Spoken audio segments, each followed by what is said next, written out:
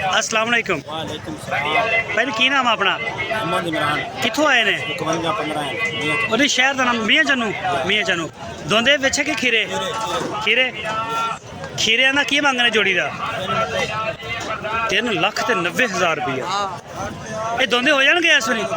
अच्छा फाइनल हो जाने, फाइनल भी हो जाने। सही हो गया, चलो ठीक हो गया, मेहरबानी। ए वीरे बच्चा तेरा दुंदा इस साल भी होएगा ते रेड़ी वाला बच्चा तो नहीं है चा। रेडी नु छड़ो, तुसी दसो गोश्त कितना है? ये तो गोश्त है कोई 3 मन विच 10 किलो का। अच्छा, पौने 3 मन गोश्त है। ते की मांग रहे हैं? भाई जी ये तो 1,85 मांग रहे हैं। 1,85,000। ठीक हो गया सर। अस्सलाम वालेकुम भाई, नाम की अपना? अमजद। कितों आए ने? मैलसी चो। पहली बार आए इस मंडी अगे भी आते?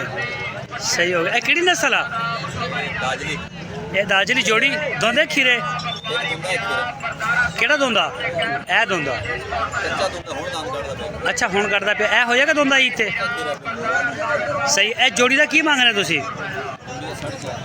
4.5 लाख रुपया। इन्हों का ना वजन कितना होगा गोश्त का? 4 मन गोश्त का। और ए भाईजान तुसी कित्थों आए ने? अच्छा थोड़े नाल ही। अच्छा इस बच्चे का की मांग रहे? 2.5 लाख। ये भी दाजली है? ये केड़ा? ओहो ये देसी है। ਇਹਦਾ ਕੀ ਮੰਗਣਾ? 2.5 लाख रुपये। दोंदा खीरा? पक्का खीरा। चलो सर बड़ी मेहरबानी, शुक्रिया। अस्सलाम वालेकुम। कितों आए ने? हैं जमलेरा।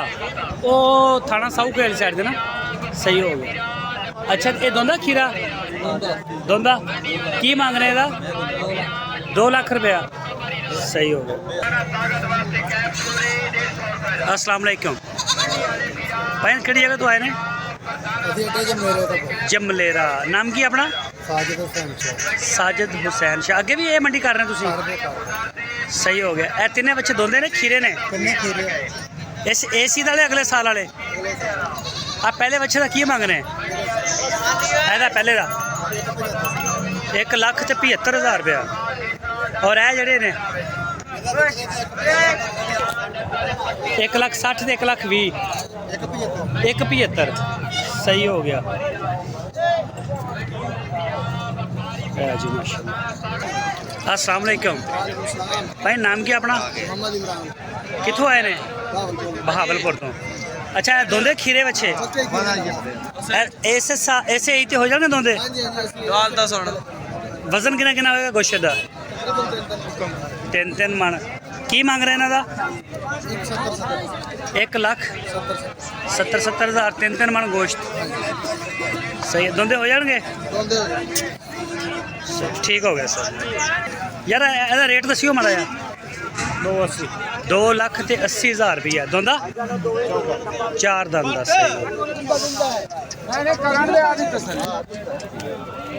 है दोंदा कि चौगा? दोंदा की मांग रहे हैं? 3,20,000 रुपया। हेलो शहजादे, की नाम है तेरा? वकार। कितों आए ने? बहावलपुर तो। अच्छा सफेद बच्चा किन्ने का देना? ਇਹਦਾ ज़रा एन करिए पिंक नोज है क्रॉस विच। ठीक हो गया। 1,35,000। और ए जोड़ी अगली? ए जोड़ी का 5,20,000 रुपया। इत्थे रखो लाइव की तरफ से बहुत ही। अस्सलाम वालेकुम। वालेकुम क्या हाल है सलाम भाईजान? ठीक हो?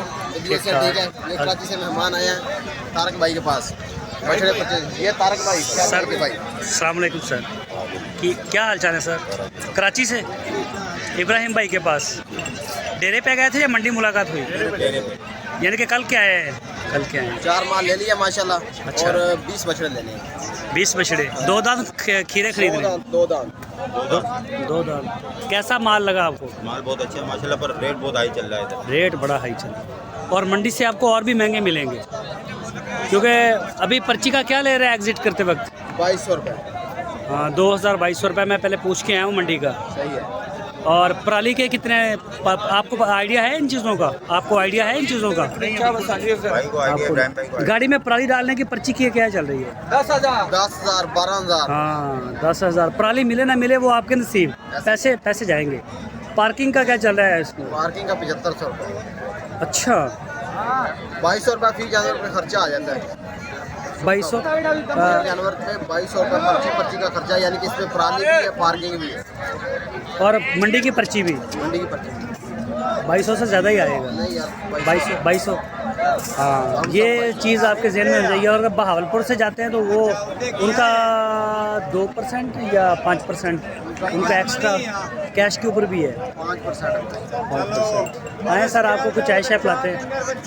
आप बड़ी दूर से आए, हमारे मेहमान बने। अभी चाय वगैरह पी के आ रहे हैं। चाय पिलाई आपने? ये बंदे हैं कंजूस वैसे, थोड़ा हाथ इनका तंग है इस मामले में। नहीं बंदे बड़े सही हैं, हम अच्छे बंदे। मैं मजाक कर रहा हूँ, मेरा भाई है छोटा।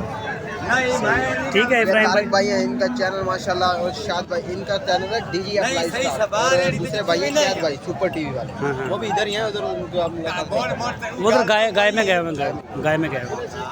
ये नादर भाई आपका फार्म है कराची में? जी, फार्म है आपका सर? सही, ठीक है सर।